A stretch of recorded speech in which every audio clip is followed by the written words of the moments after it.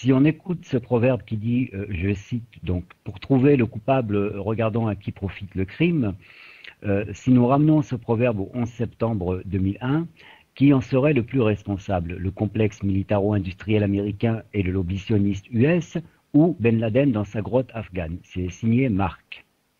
Oui, bah là, je veux dire, la version officielle du 11 septembre aujourd'hui était devenue un sujet de plaisanterie pratiquement. Je pense que le débat, c'est même pas de savoir si la thèse alternative à la thèse officielle est crédible ou pas. Il est évident qu'elle est bien plus crédible. Moi, aujourd'hui, je dirais que le niveau du débat, c'est de savoir comment le pouvoir américain va se sortir de ce piège qui se referme progressivement sur lui, qui est le piège du mensonge du 11 septembre.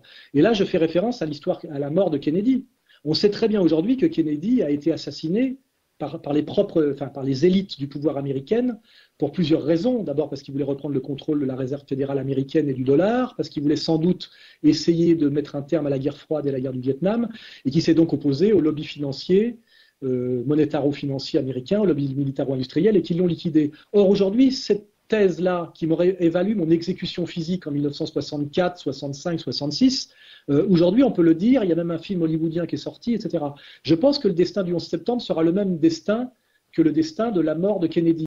Mais le problème, c'est que ce n'est pas pour ça qu'il y aura une révolution ou que seront passés par les armes ou jugés ou pendus les gens qui ont assassiné Kennedy comme les gens qui ont organisé en interne le 11 septembre. Donc la question aujourd'hui, c'est comment l'oligarchie américaine va-t-elle se sortir du piège du 11 septembre. C'est-à-dire qu'à un moment donné, je pense que le pouvoir américain admettra que les tours, c'est une démolition contrôlée, mais il faudra qu'ils disent en gros qu'ils n'y sont pour rien, que si c'est pas Ben Laden, c'est encore quelqu'un d'autre, etc., etc. Et je pense que la vérité dans ce genre d'histoire arrive petit à petit et que malheureusement, c'est le temps qui fait le problème. C'est que si la vérité sur le 11 septembre est admise par tous ceux aujourd'hui qui crient au complotisme dans 20 ans, 25 ans ou 15 ans, les dés seront jetés, ça n'aura plus d'importance. Aujourd'hui, la question c'est que l'oligarchie américaine ne peut pas admettre la vérité alternative du 11 septembre maintenant. Le danger pour elle, c'est de l'admettre maintenant. Donc je pense que le pouvoir et l'oligarchie américaine fait en sorte, c'est la stratégie de l'édredon, la stratégie de l'atterrissage en douceur, c'est de lâcher progressivement sur certains points de détail.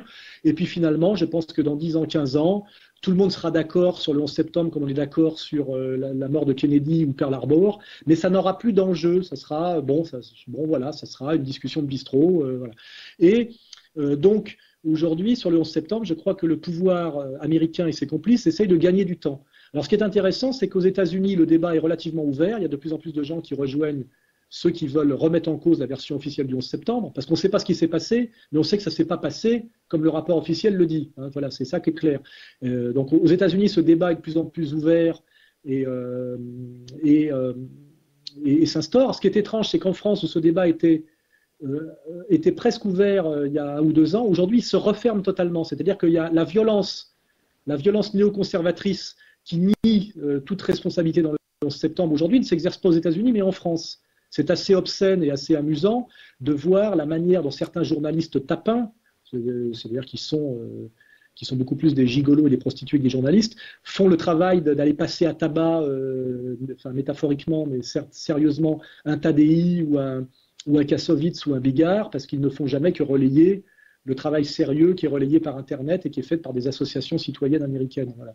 Donc voilà, sur le 11 septembre, je vous dis, la question qui se pose aujourd'hui, c'est pas si la version alternative est plus sérieuse que la version officielle. Je pense que c'est définitivement admis par tous les gens sérieux et honnêtes qui s'intéressent à la question. C'est de savoir comment le pouvoir américain va pouvoir malgré tout éviter d'avoir à rendre des comptes frontalement sur cette question. Et je vous dis malheureusement, le précédent qu'il faut avoir à l'esprit, c'est Kennedy. Aujourd'hui, tout le monde sait que Kennedy n'a pas été tué par un tueur isolé qui s'appelait Lee Harvey Oswald, mais a été victime d'un complot d'État de l'oligarchie américaine qui a liquidé un président qui tentait de s'émanciper du pouvoir de cette oligarchie et finalement d'exercer un peu plus honnêtement son pouvoir de président des États-Unis conformément au projet des pères fondateurs américains et qu'il a été liquidé pour ça. Aujourd'hui, je peux dire ça tranquillement, tout le monde est d'accord.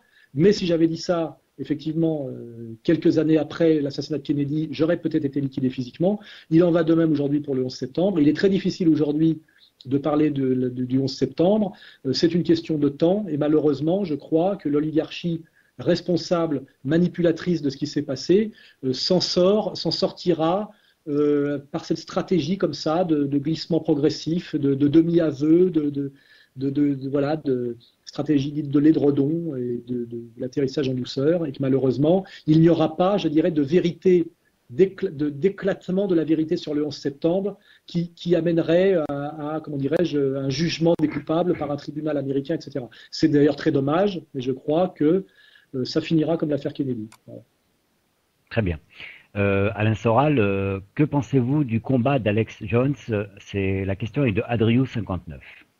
Je ne sais pas qui est Alex Jones, vous voyez, là, voilà, pour la première fois, je suis pris en défaut. C'est la personne qui a lancé We Are Change oui. aux États-Unis et qui donc s'est plus ou moins développé au niveau de certaines nations.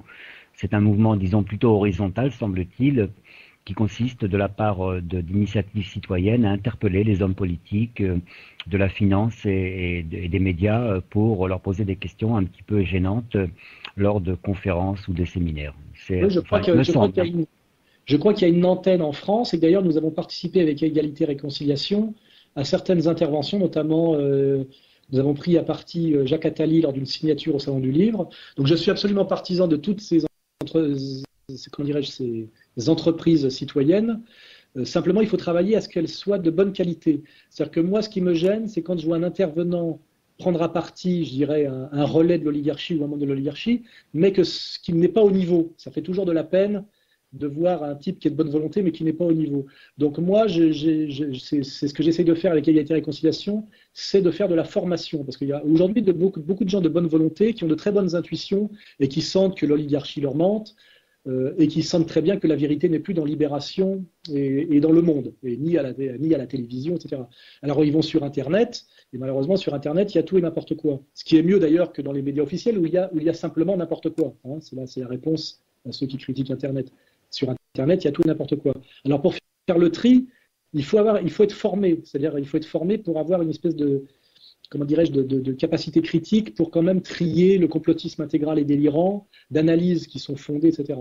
C'est pour ça que moi j'incite les gens à aller sur le site de Michel Colomb, sur le nôtre, sur Réseau Voltaire, et à éviter quand même les thèses trop délirantes et trop complotistes qui malheureusement desservent notre combat. Parce que l'autre jour, j'ai regardé une vidéo d'une dame qui se bat en Autriche contre le montage global de l'histoire de la grippe aviaire ou porcine et de son vaccin. Je pense que ce sont des projets effectivement totalement intégrés et où ce sont les mêmes qui produisent à la fois le vaccin, la pandémie et le virus. Mais à un moment donné, son interlocuteur lui dit qu'il croit aux soucoupes volantes. Alors moi, je ne sais pas s'il faut croire aux soucoupes volantes ou pas, mais ça n'aide pas de glisser dans un débat assez sérieux où il est question de lobby pharmacochimique, de liens d'argent entre d'énormes multinationales de pharmacochimiques et des gens du gouvernement américain. Donc ça, c'est des faits avérés, etc., explicables, où effectivement des gens ont intérêt à faire acheter par des gouvernements des milliers de vaccins parce qu'ils sont actionnaires des laboratoires qui les vendent, et qu'en plus, si on ne les vend pas,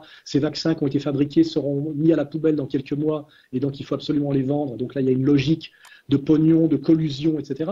Mais si on glisse là-dedans les extraterrestres ou les reptiliens ou je sais pas quoi, ou les anges bleus, on dessert terriblement notre travail. Et donc, moi, je suis donc favorable à toutes ces initiatives citoyennes, car je pense que les médias officiels nous ont entièrement trahis, et évidemment les politiques officielles aussi, mais il faut des intervenants formés et de bon niveau.